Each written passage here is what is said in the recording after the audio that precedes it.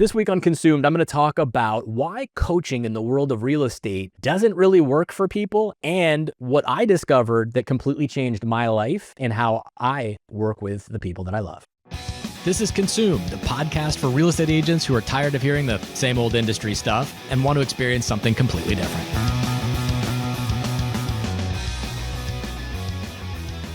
This week, I'm going to explore coaching in real estate, and I want to explore it in a fun kind of way. And I'm going to tell you a story about how I got into coaching in real estate, why I hate the term coaching in real estate, and why I accidentally fell into what I do with people and for people. And it starts off very simply put. Many years ago, I was working with a lot of agents, and I became increasingly more frustrated because I couldn't figure out why the agent community all seemed to have very similar patterns and things. I was doing a lot of work to help agents better understand how to organize databases and how to better engage with outreach. And my background being in behavioral psychology, I wanted people to have foster better connections with people. So there'd be a lot of things that I'd put out toward agents to help them engage in particular ways that didn't require a ton of work, but really required you to sit down and go through your database, go through the things that you needed to do, and set some reoccurring schedules, set some blocks of time to work on some of the things that may not always be exciting and fun, but they really did help the business.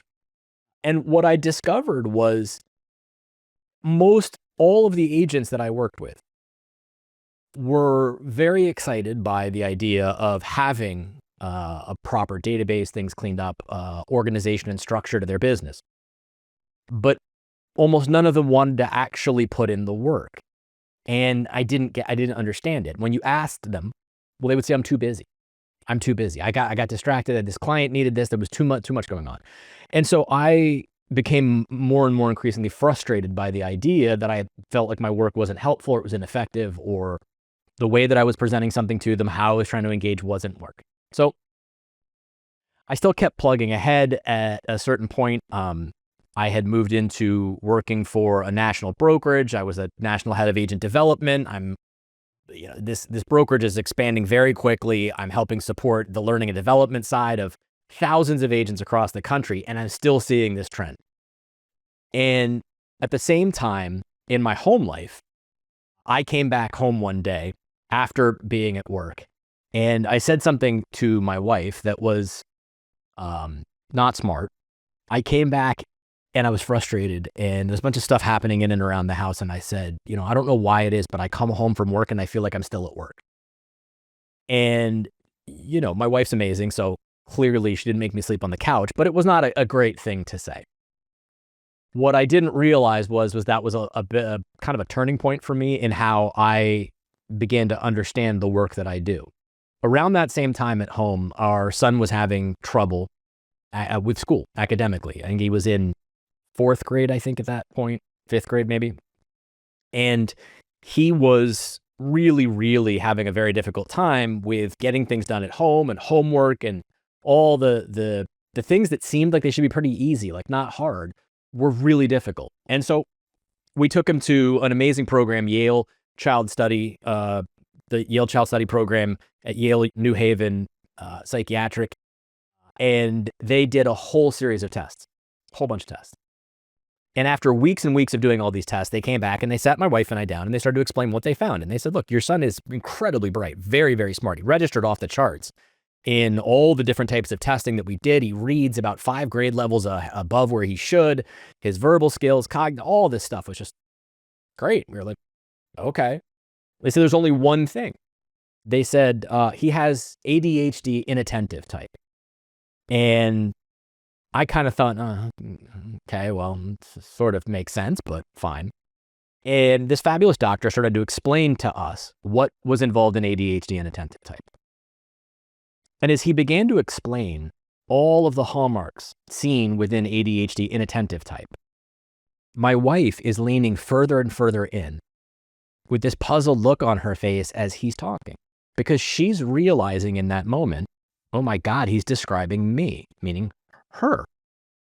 And I'm leaning in further and further with this puzzled look on my face, because as he's explaining it, I'm realizing, oh my God, he's describing every agent I work with.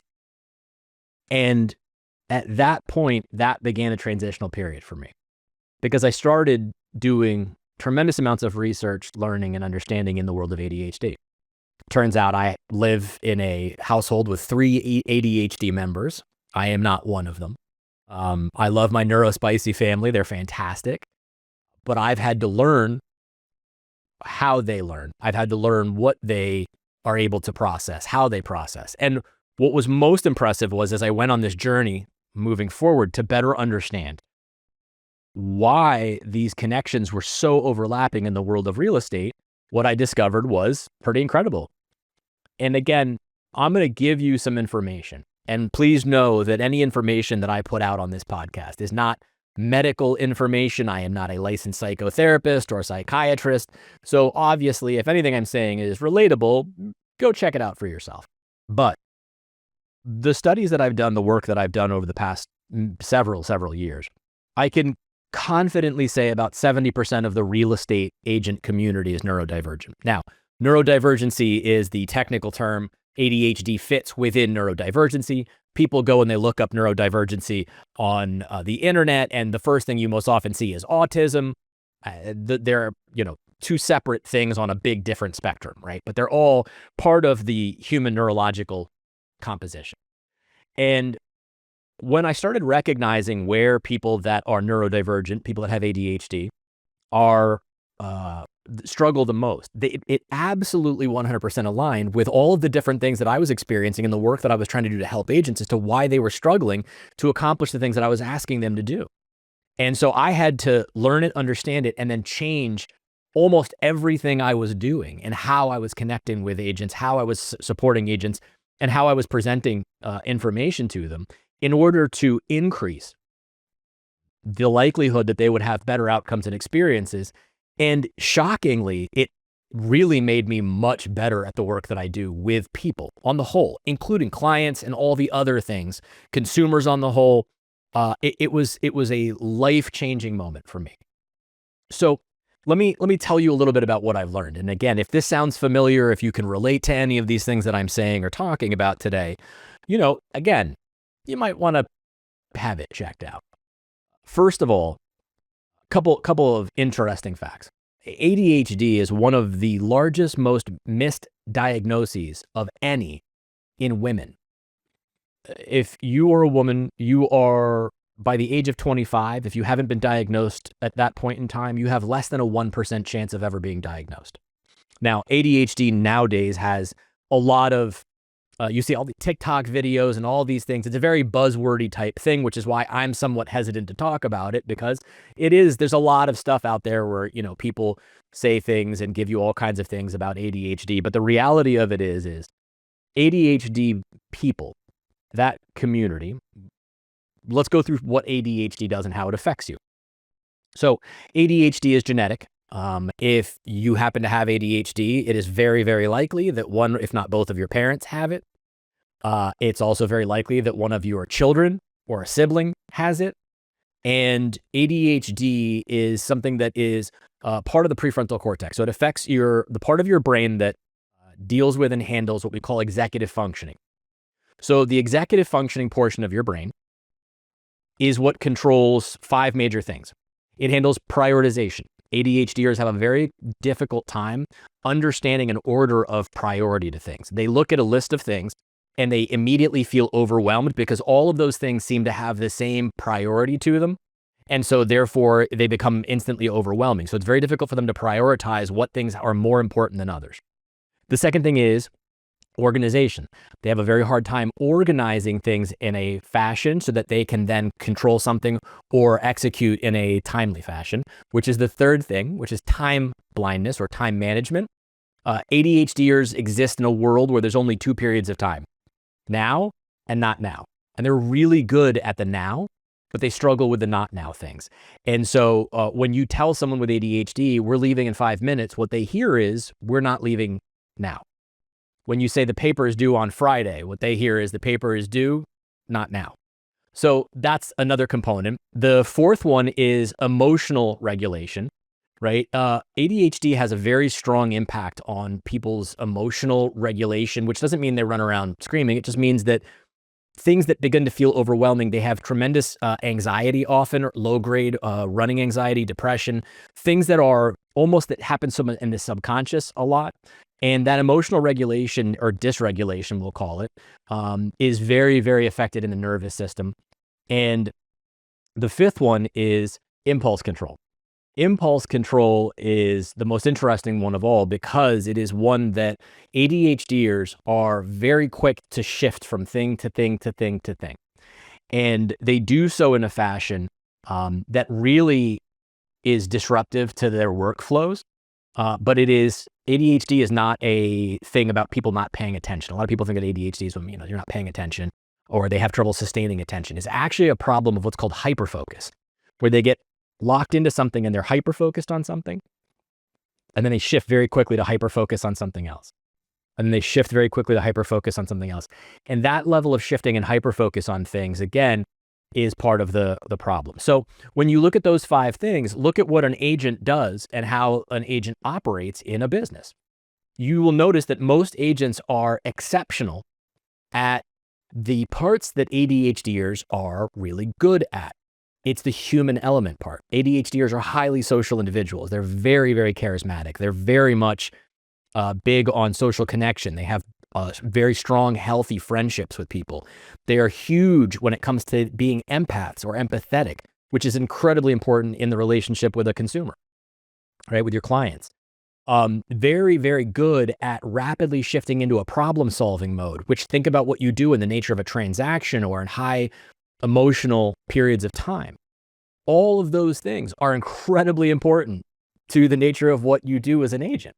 Yet when we sit down and say, let's do business planning for 2026, it's like, hell no. Why? Because it may seem interesting and exciting at first, but the reality of it is that type of work, or reorganizing your database, or going through and doing some of the financials and the end of year recap to make sure that you've coded everything correctly in your QuickBooks. Well, what does that require? Prioritization, organization, time management, impulse control, emotional regulation, all those things that are part of the executive function.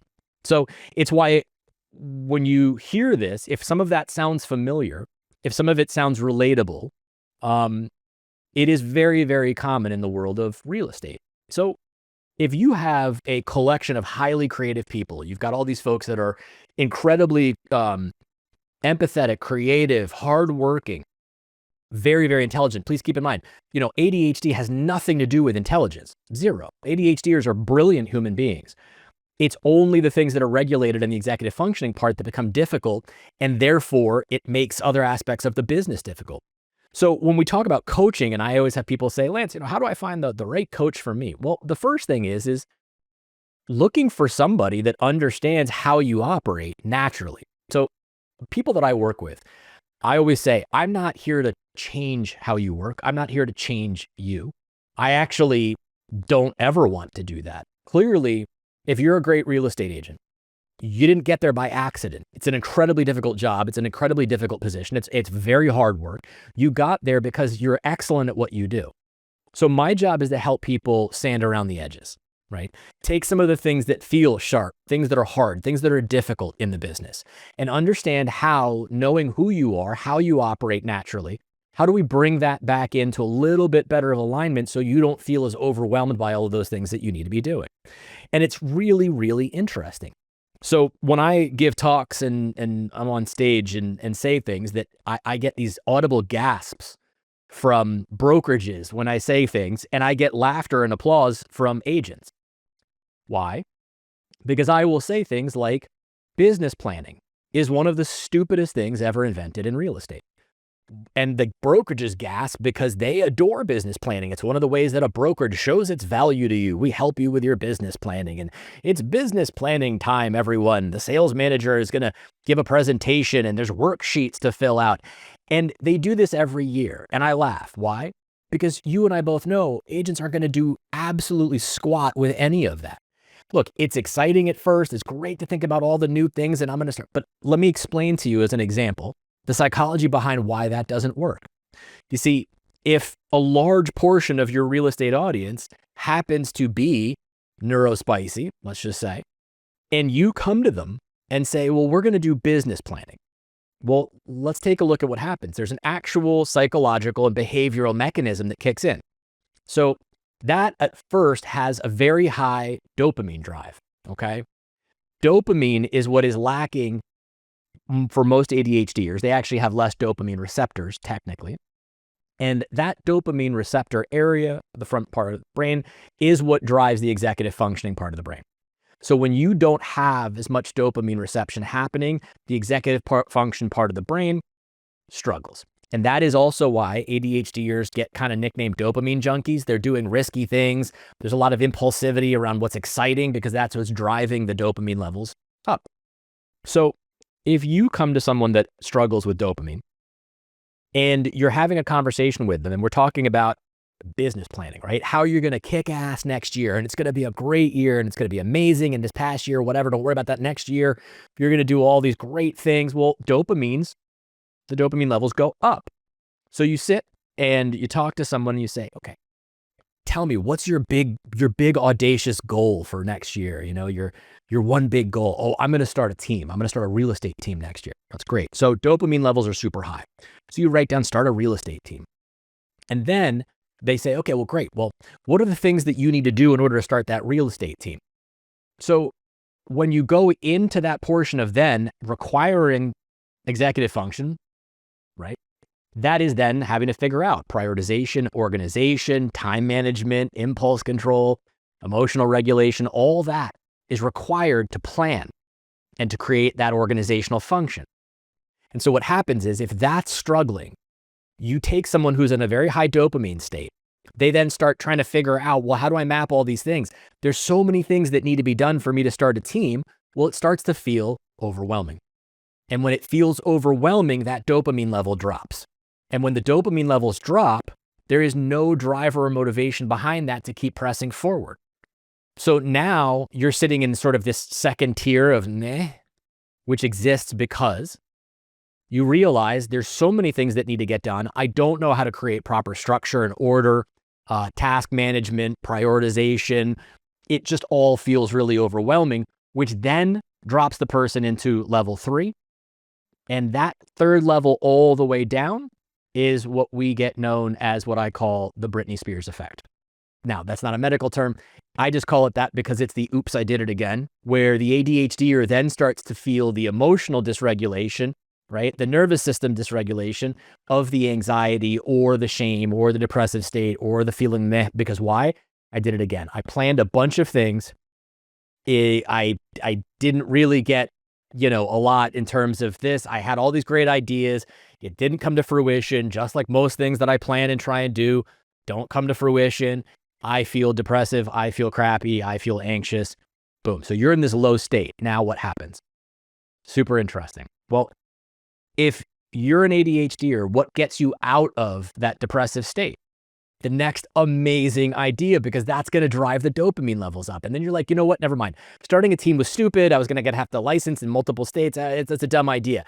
What I'm going to do is I'm going to get a mortgage license. If I get a mortgage broker's license, I can try double dipping on some other people, and you're going to come up with the next amazing idea. And that cycle is why business planning is highly ineffective in the world of real estate agentry. And when you really begin to learn and understand and fundamentally connect with people over how they think, how they engage, what resonates with them, where they struggle, and help them stop the shame cycle. And I'm going to talk about that in a second, but help them really stop that cycle. You will begin to see and feel a very, very different level of relief that kind of washes over them. So something that is incredibly important to know in the world of real estate, ADHDers, the neurospicy crowd, is there is a portion of it, because of the emotional components and complexities of it, that is called rejection sensitive dysphoria. So there's this part of ADHD known as rejection sensitive dysphoria, in which ADHDers often are so worried about disappointing other people because of their experience in the past of, again, forgetting things, being late to things, missing things, They become almost Pavlovianly trained to be on the lookout constantly in this sort of anxious state all the time of what thing they might be missing or might not be doing. And that's really, it's an unfortunate and difficult way to live. It really is. And so they develop this emotional complexity that kind of rolls underneath, which is, again, this rejection sensitive nature. Because they're not wanting to disappoint people, you will see that for some folks in certain situations, they will become a chameleon. What does that mean? They transfer and change themselves into whatever else that other person wants or needs them to be. Think about your clients now, in order to make those people happy. Or they freeze because there's a thought process that says, if I make this decision, I'm going to disappoint these people. If I make this other decision, though, I'm going to disappoint these people. I don't know what to do here, so I'm going to do nothing. And that's an incredibly important component because it is what drives this idea of hyper avoidance to any situations that could be difficult, right? Because we don't want to disappoint other people. And so when you look at the big picture of working with someone in the agent world, it's why clients will always supersede anything else, because there's such an inherent wantonness to not disappoint the client that they will bend over backwards into some of the most ridiculous things you ever heard. Oh, there's a showing. I got to go make their beds for them. What? Why? That's not part of your job description. Oh, they're on vacation. I have to go get a pooper scooper and de-poop the back lawn. It's like all these things that happen, and it shows up so many different places, right? When you talk about compensation, my compensation's 3%. And someone's like, oh, well, you know what? That's fine. I can do it for 2%. Well, wait a second. They just grumbled at it. Why do you automatically just drop it down? Or why do you not ask for what your actual compensation is? Because you're afraid they might not take it or they might not like you. It affects so many different aspects of the business. And if you've heard me speak before, you've heard me talk about all the different places and spaces that this tends to show up. But the reality of it is, from my own life experience, when I started working with agents and I really began to understand the world of neurodivergency, ADHDers, it is astounding how many people I work with, when we start talking about some things like this, discover I've had this my entire life and I've never known about it. And it creates a tremendous sense of relief for them when they really learn about it, because there's nothing wrong with an ADHD. You're not defective. You're not broken. There's one part of you. It's like needing glasses. Some people are born with needing glasses. Okay, fine. It's not that big of a thing, but it is a big thing if you don't know what's happening to you or for you. And so that's why for this week's episode, I just wanted to touch briefly on this, because it's an important component to coaching and how we work with consumers.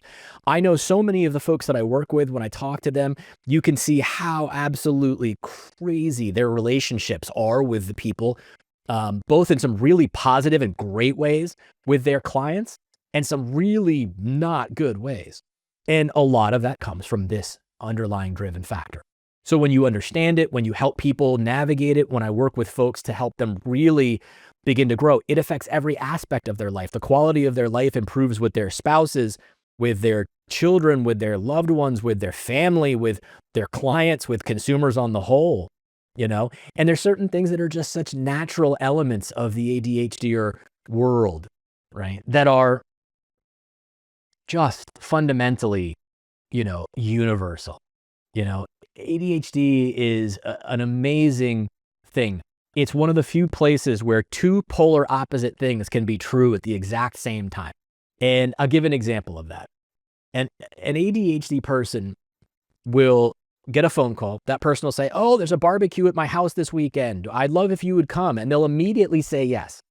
And then as soon as they get off the phone, go, oh, why did I say that? I don't know if I want to go to that.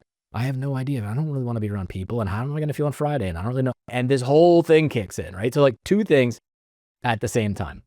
It happens very, very, very much. So again, for this week, if it's something that you think you may have had an experience or have experiences with, if it's something that you think family members of yours, it sounds familiar with, just check it out. There's lots of things. We'll put some notes in the show notes, a couple of things for you to check out, a couple links. But again, I will say 75% of my clients that I work with Neurospicy, and I love all of them. They're the coolest, most fun, best people to work with in the entire world, and they are amazing agents. Why? Because they possess this skill set that most human beings don't. And they're so, so talented. And they have no idea where the hell their car keys are. And there's nothing wrong with that, right? So if you think about this, if you engage in this, if these things seem difficult, I will give you my best tip, if I possibly could. Learn. Embrace it, learn about it, understand it, and don't try to change something. We are not in the business of changing who we are all the time. It's all these self-improvement things. People call me all the time like, oh, this book club I'm in, we just read the book, the 12-week year, and I'm going to teach me how to do the 12-week year. And I'm like, no. If you're neurospicy, stop reading the self-help stuff. It's exciting. It kicks off that dopamine loop. You're not going to do anything with it. Stop it. And by the way, there's 52 weeks in a year. You're going to need all 52 of them. I promise. Like, enough with this nonsensical crap. But it's just imperative that you begin to learn some of these things, accept it, grow with it, feel comfortable with it, embrace it, acknowledge it, and learn to work with it. So that's my message for you this week. I hope you took something out of it. Again, lots of interesting stuff. A couple of links that we'll put in the show notes for you so you can dig in a little bit more, learn a little bit more. But it is a fascinating element, and it is a real piece and part of the community of the people that we all love working with. And the consumers that I talk to, when they are working with someone that is ADHD, they really love those folks that know they are, that have the ability to kind of work in a particular way to make sure they're amazing for their clients, but do so in a way that is working with their strengths, not trying to change who they are all the time.